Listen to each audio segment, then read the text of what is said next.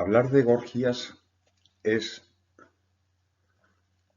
entrar en el corazón de la sofística y al mismo tiempo en una de las primeras reflexiones explícitas sobre la dimensión persuasiva del lenguaje.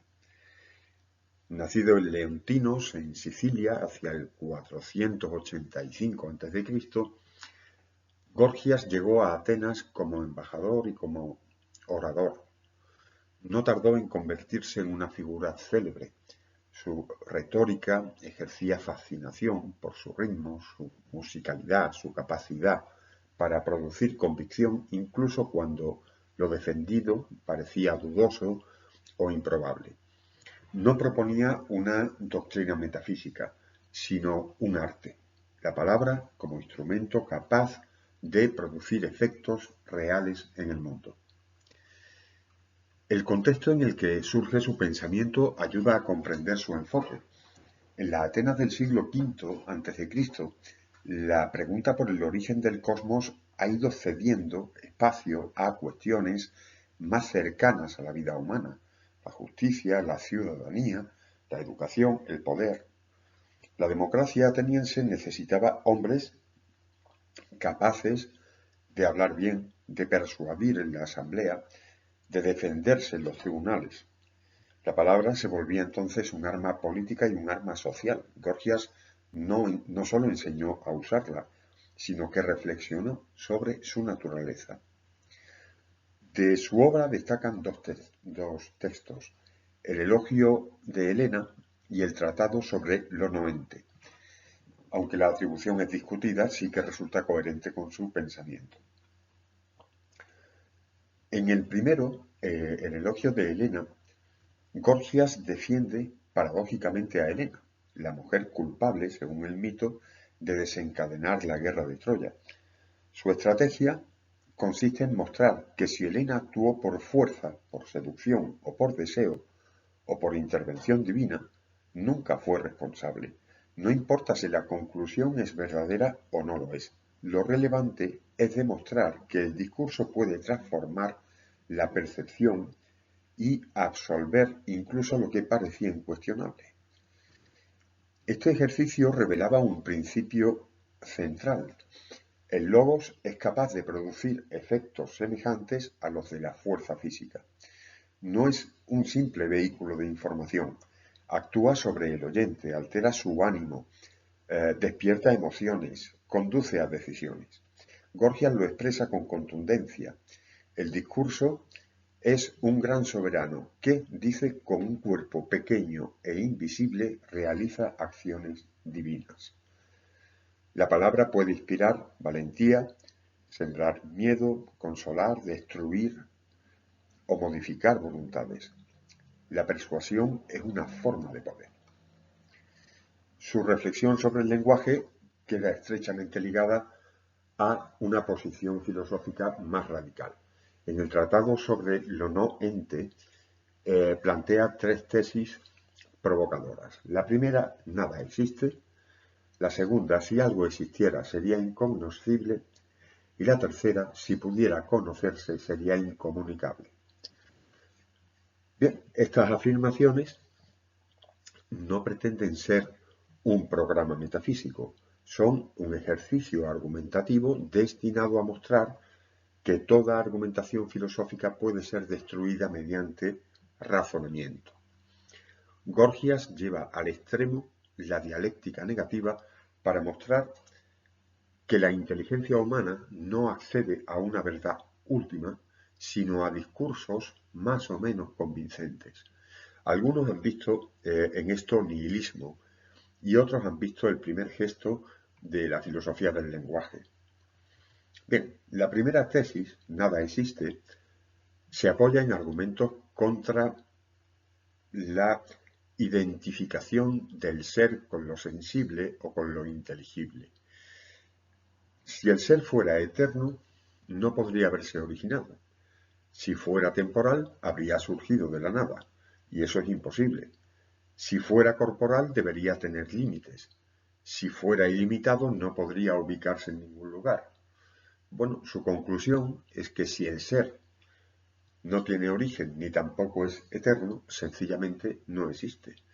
Gorgias no busca construir un sistema alternativo, sino mostrarnos que toda ontología puede ser llevada a contradicción. La segunda tesis, si algo existiera sería incognoscible, critica la confianza en la razón. Para Gorgias existe una división radical entre pensamiento y ser.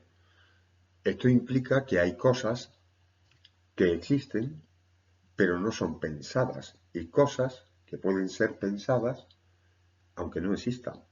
Por tanto, él argumenta que si lo pensado no existe, lo existente no es pensado. Y esto viene a señalar que el pensamiento y la realidad no coinciden necesariamente. Por tanto, aunque algo existiera, no podríamos conocerlo con certeza. Nuestras percepciones cambian, se contradicen, dependen del sujeto. En definitiva, la verdad no es accesible porque el pensamiento no coincide con lo real, sino con la interpretación. La tercera tesis, si pudiera conocerse, sería incomunicable, profundiza aún más. Incluso si se lograra conocer algo, sería imposible comunicarlo porque las palabras no son la cosa, son una convención. Gorgias está afirmando la incomunicabilidad radical de la experiencia mediante el lenguaje, porque la palabra no transmite cosas, solo transmite sonidos. No comunica colores, sabores, magnitudes, sino meras emisiones acústicas. Y así como el ojo no ve sonidos, ni el oído percibe colores, pues tampoco el lenguaje puede trasladar la realidad sensible al interior de otro sujeto. Y en conclusión se abre una distancia insalvable entre el signo y lo significado. Nombramos el mundo con signos que no tienen vínculo natural con lo nombrado. Estas tesis conducen a una consecuencia práctica. Si la verdad es inaccesible y el lenguaje no describe, sino que persuade, entonces el valor del discurso ya no se mide por su correspondencia con la realidad, sino por su eficacia. La meta no es decir lo verdadero, sino producir un efecto, con lo que el criterio se desplaza de la ontología a la retórica. Aún así, reducir a Gorgias a un maestro del engaño sería injusto. En un mundo donde los hombres actúan movidos por emociones, por hábitos, por creencias, la palabra es la herramienta más poderosa para orientar la acción. Si la verdad absoluta es inaccesible, lo que queda es un espacio de deliberación donde la persuasión organiza la vida colectiva. La influencia de Gorgias fue considerable. Atenas descubrió que la educación no consistía solo en acumular conocimientos, sino en aprender a hablar y a deliberar. Por otra parte, su figura encarnó para Platón el riesgo de reducir la filosofía a técnica verbal. En los diálogos de Platón aparece como el adversario que defiende la persuasión frente a la verdad, mientras que Sócrates insiste en la justicia y el bien. Y sin embargo, incluso en su crítica, Platón reconoce algo esencial. Gorgias había revelado un dominio nuevo del pensamiento, uno donde la palabra no es espejo, sino instrumento. A través de él, la filosofía se va a enfrentar a su propia relación con el lenguaje y empezará a preguntarse si puede escapar de la retórica o si está inevitablemente atravesada por ella. En la historia del pensamiento occidental, Gorgias es la voz que nos recuerda que la verdad no se impone por ser verdad, sino porque puede ser dicha de modo que convenza.